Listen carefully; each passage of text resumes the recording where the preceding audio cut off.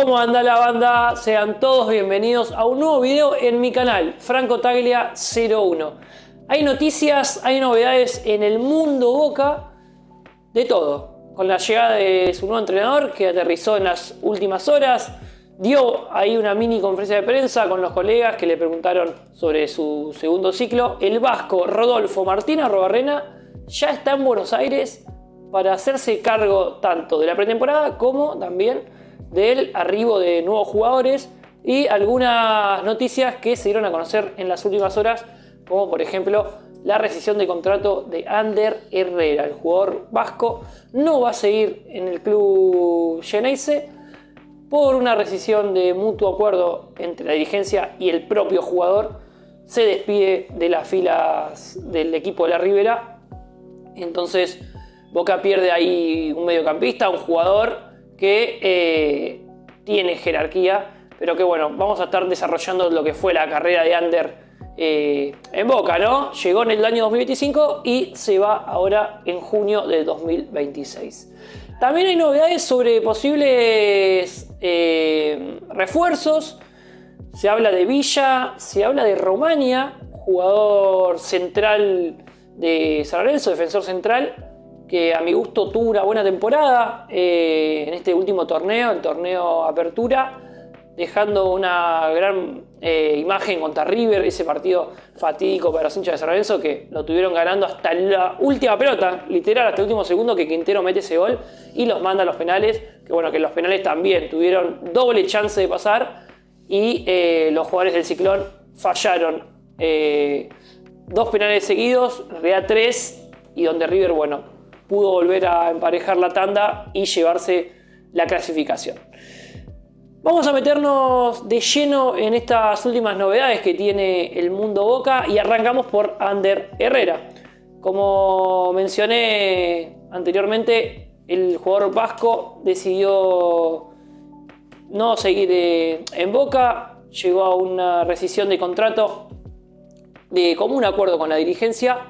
Y yo creo que en mi gusto y mi opinión es una lástima este paso que tuvo Ander en Boca. Cumplió un sueño que él venía manifestando ya hace varios años, que le impresionaba mucho la cancha de Boca, la hinchada y jugar, ¿no? Jugar en la Bombonera. Y que bueno, pudo cumplir ese sueño, pero que nada, por unas fatídicas lesiones, podría decir, aunque no fue que se rompió los ligamentos ni tuvo ninguna lesión muy de gravedad, llegó en un punto físicamente que no le permitió no solo rendir, sino estar presente en la mayoría de los encuentros.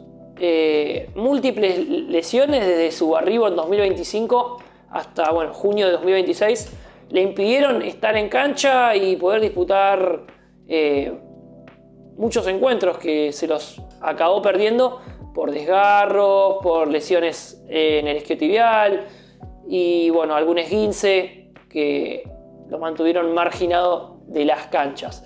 Los números de Ander en este año y medio que estuvo vistiendo la camiseta azul y oro son de 29 partidos oficiales, en los cuales jugó 14 como titular y marcó un solo gol con 1178 minutos en cancha.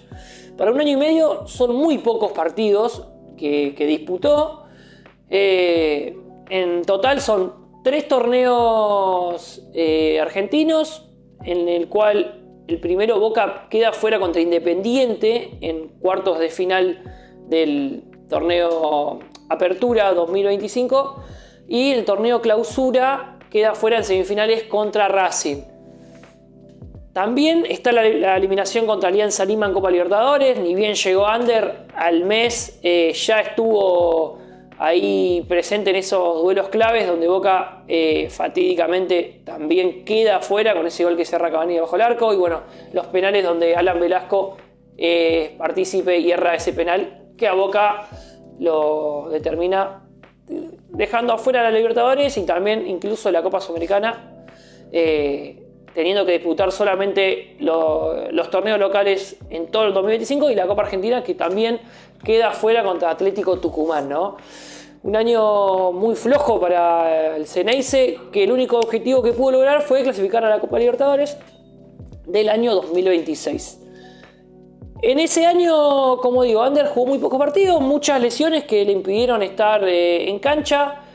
Jugó un solo superclásico, que es el de la Bombonera, el 9 de noviembre, en el torneo Apertura, donde Boca gana 2-0 y tuvo el torneo Clausura, 2025, donde Boca estuvo muy bien, tuvo un gran día con esa actuación brillante, espectacular del Changuito Ceballos, metiendo el primer gol y asistiendo el segundo a Merentiel.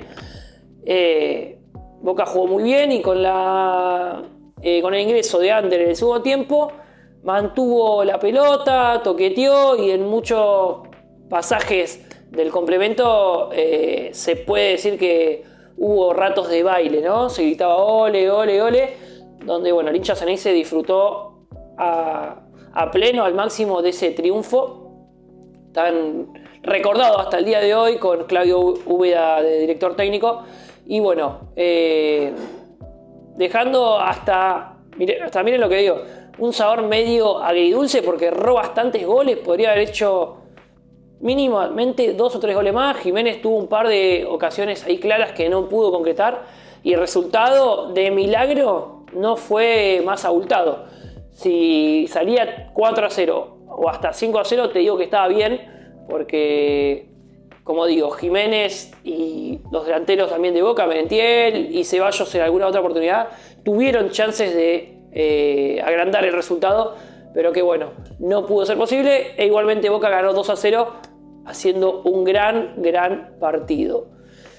Tuvo incidencia en ese partido porque, como digo, Ander Herrera es un jugador con una calidad intachable, una jerarquía absoluta, que tenía un juego muy lindo, muy vistoso, del pase, de la asociación, de meter ahí bochas filtradas, dejando mano a mano a los compañeros, pero que lamentablemente por sus lesiones y su físico disminuido lo hicieron un jugador de cristal, que lamentablemente los técnicos que lo tuvieron, como Gago, Miguel Ángel Russo, que en el Mundial de Clubes había arrancado como titular el primer partido de la fase de grupos contra Benfica y tiene que salir a los 15 minutos producto de una lesión que nuevamente lo deja fuera de la competencia. No te daba la seguridad de poder contar con él, más allá de su calidad, y que cada vez que jugaba demostraba su jerarquía, y bueno, todos los años que estuvo en Europa, ¿no? En los grandes clubes como el Manchester United, como el PSG, como la rompió en el Athletic de Bilbao. Bueno, tuvo años espectaculares, una carrera tremenda, pero que lamentablemente en Boca las lesiones le hicieron una muy mala pasada, y que, vuelvo a repetir, los técnicos no lo pudieron tener mucho en cuenta, porque cada vez que se le exigía de más, el cuerpo no resistía y bueno, lo dejaba fuera de las canchas. Por eso para 2026 Ander propuso un recorte salarial él mismo de su sueldo, de su salario, porque como veía que no estaba cumpliendo con las expectativas y que estaba más tiempo fuera de la cancha que adentro, se reunió con la dirigencia y decidió bajarse el sueldo, porque, como digo, no estaba cumpliendo ni con sus propias expectativas, ni con las de la dirigencia, ni con las de la gente. Yo creo que fue un gran gesto, porque se dio cuenta. Yo creo que fue un jugador que siempre se dio cuenta de dónde estaba. Y bueno, llegamos al último partido contra la Católica, donde fue titular y que se lo veía ahí físicamente disminuido, y que bueno, terminó con la desastrosa y papelón, ¿no?, que hizo Boca contra la Católica, que quedó fuera de la fase de grupos de la Copa Libertadores de América muy rápidamente. Y bueno, luego de ese partido toca decir que fue el último encuentro que disputó con la camiseta azul y oro el jugador Ander Herrera. Yo creo que va a ser recordado por el gran gesto que tuvo de venirse a jugar a la Bombonera, de venir a jugar a Boca, porque es algo que él tenía pensado y que bueno, llegó con mucha ilusión. La gente no lo podía creer. Creo que hasta el día de hoy no podemos creer que haya venido un jugador de esa magnitud. Será recordado por sus grandes gestos y que cuando estuvo bien demostró un gran fútbol. El Vasco Arrobarrena, por lo que se informó, por lo que los colegas comentan, no lo iba a tener en cuenta producto de estas lesiones, no por su calidad, porque si tuviera 10 puntos, ¿quién no quisiera tener a Ander Herrera en su equipo?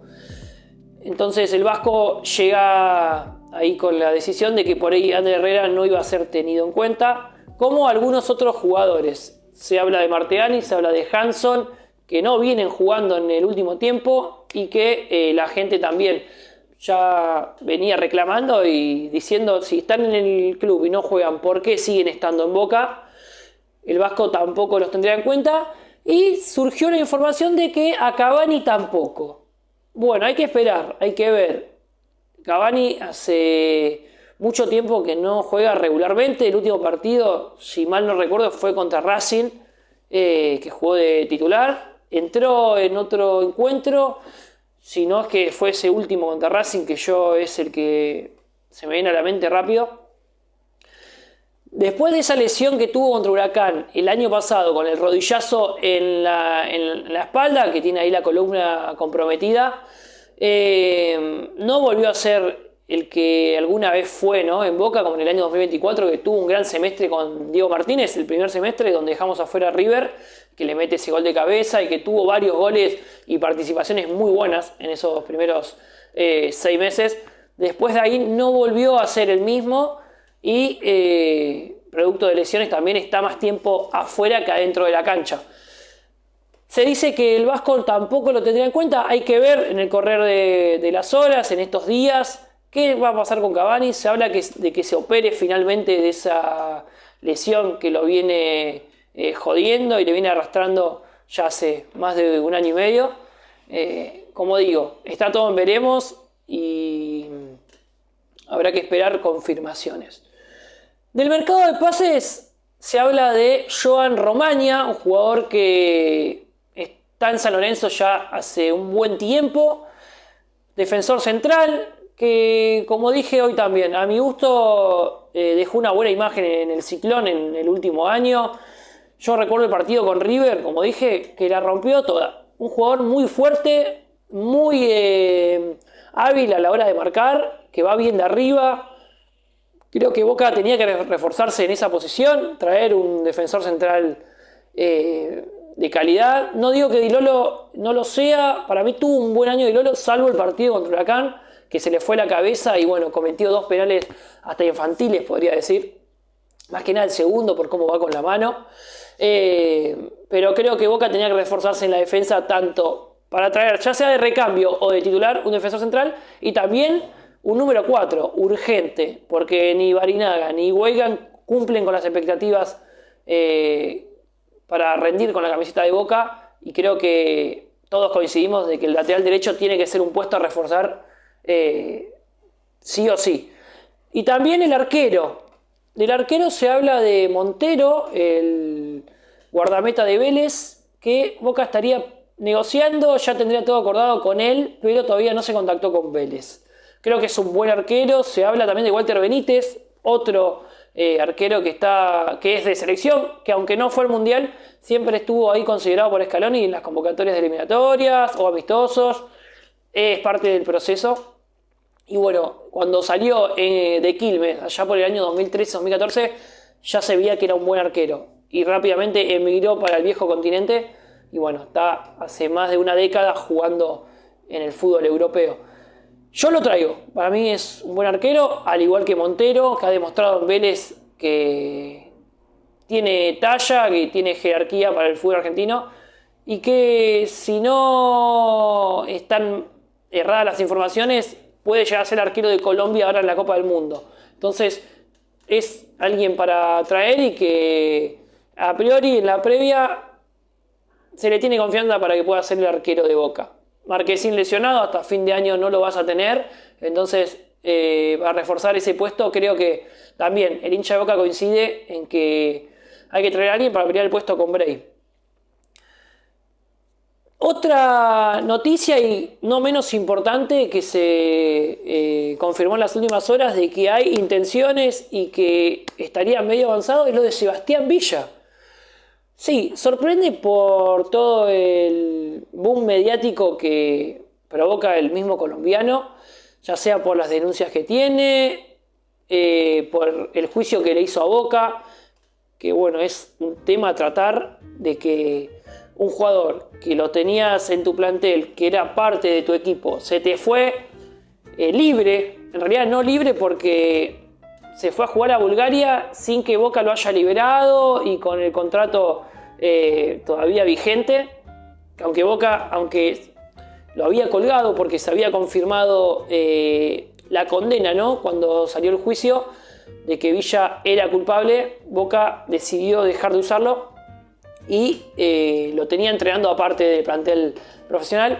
Villa se fue y bueno, por abandono de trabajo Boca le hizo un juicio, lo demandó por, bueno, como digo, abandono de trabajo. Villa hizo lo mismo porque quería cobrar su contrato y que lo dejen libre. Bueno, después recala en Independiente Rivadavia de Mendoza, donde hizo actuaciones brillantes, considerado a mi gusto, sin faltarle respeto a nadie, uno de los máximos ídolos de Independiente. Lo sacó campeón de la Copa Argentina, en esta Copa Libertadores lo clasificó primero, siendo muy importante, al igual que Alex Arce y bueno, todo el plantel de la Lepra Mendocina, que tuvo una gran fase de grupos de Copa Libertadores. La verdad, sorprendente, pero también algo que vienen manteniendo en el último tiempo. Salieron campeones de Copa Argentina y este año hicieron una actuación espectacular. Ganaron al Fluminense en Brasil y ante los demás equipos de la zona pasaron por arriba y bueno, ganaron tanto de visitante como de local. Y Villa, como digo, es una de las grandes figuras del equipo mendocino y Boca ya se contactó por lo menos con Daniel Vila, el presidente de Independiente Rivadavia. Lo confirmó Flavio Azaro en su programa No Podemos Perder, ahí en AZZ, que Vila habría tenido una conversación con Juan Román Riquelme preguntándole la cotización del colombiano. En Mendoza dicen que la cláusula es de 6 millones de dólares, pero que el jugador, Sebastián Villa, no quiere ejecutarla porque tiene un gran cariño tanto con el club como con la gente, entonces no quiere quedar mal e irse por 6 millones. Entonces, Independiente Rivadavia lo cotiza en 10 millones de dólares. 10 palos tendría que desembolsar Boca para llevarse al jugador colombiano y que vuelva al Ceneice. Sería su segunda etapa también. Hablando futbolísticamente, yo lo traigo, me parece un jugador muy desequilibrante, determinante, que en Boca anduvo bien. La coincidencia es que se fue Villa y Boca no salió nunca más campeón. Tuvo partidos donde los ganaba él solo, pero que también el equipo se había hecho muy dependiente de él. Está la famosa frase "tírensela todas a Villa", que Boca jugaba a tirarse la Villa. Pero bueno, yo creo que es un jugador picante, como digo, desequilibrante y que en cualquier momento te puede hacer un gol o puede asistir y te genera chances todo el tiempo. Así el equipo juegue mal, juegue bien. Bueno, creo que es una gran ficha a traer. Luego está el tema personal, el tema judicial, que ahí estoy de acuerdo con la mayoría de la gente que no lo traería porque es un jugador que se te fue, te hizo juicio y que estaría como faltándole el respeto al club. Es algo que también coincido con la gente que piensa así. Pero bueno, se ve que Boca está dispuesto a negociar con Independiente Rivadavia y traer al jugador para disputar la Copa Sudamericana y la Copa Argentina y bueno, el torneo Clausura 2026 de caras al 2027. Son horas claves, son días y semanas claves mientras se juega el Mundial para ver cómo el Vasco Arrobarrena arma su equipo, qué jugadores no van a ser tenidos en cuenta y va a pasar la famosa escoba, como también los jugadores que sí va a querer y llegarán o no llegarán a Bransen 805. Un año clave para Juan Román Riquelme, donde ya tiene consumado el fracaso de la Copa Libertadores.